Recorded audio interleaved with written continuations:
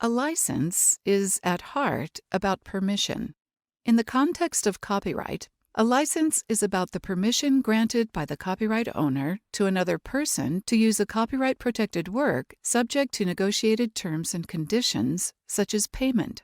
Often, licenses are negotiated between a copyright owner and a user, outlining the specific ways in which someone can use a work for a limited period of time. In this way, licenses frequently look like commercial agreements or contracts.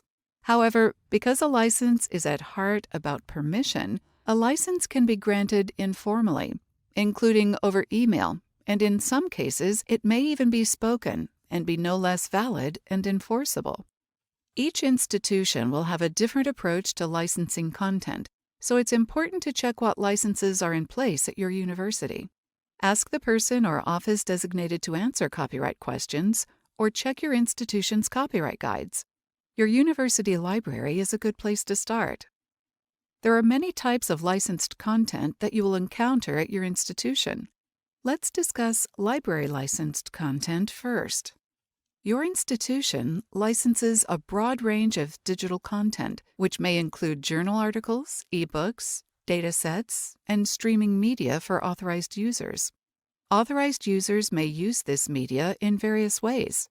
Permitted uses for any given asset may be indicated in your institution's library catalog.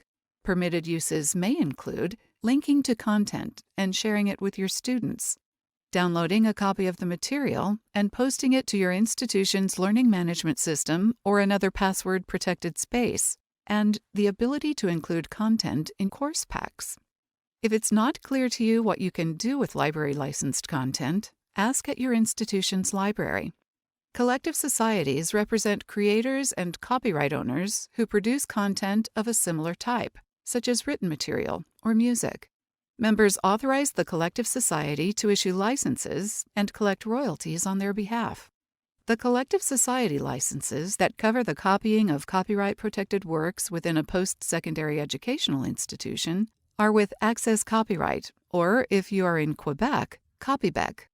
Universities may have licenses with other collectives, such as SOCAN, that cover uses on campus such as the playing of music at public events. A list of copyright collective societies is available on the Copyright Board of Canada's website. Universities with Access Copyright or Copybec licenses can reproduce a certain amount of a published work that is included in the collective society's repertoire, which may include books, journals, and magazines. How do you know if your institution has a license with Access Copyright or Copybec? Check with the person or office designated by your university to answer copyright questions. They can also tell you how to follow the terms of any collective license your university may have.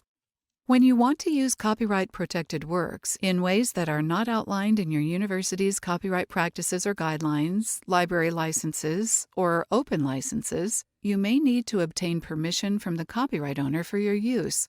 This may involve obtaining a pay-per-use license, otherwise known as a transactional license.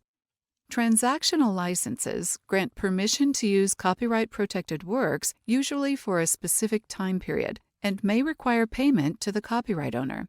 A transactional license is usually an agreement between the institution and the copyright owner. For example, you may require a transactional license to scan 4 chapters from a 10-chapter book and post them in your online course. Your institution may have resources available to help you determine if a transactional license is required and how to obtain it.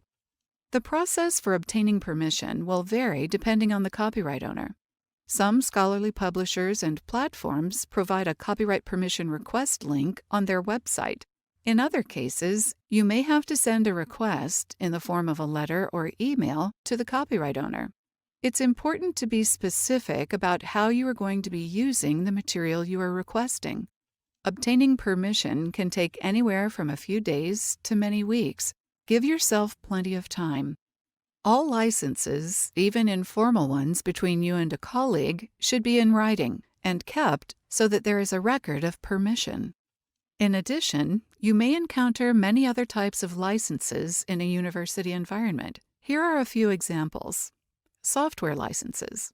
Publisher licenses that spell out the terms and conditions for using supplementary material, such as slides or quizzes that accompany textbooks.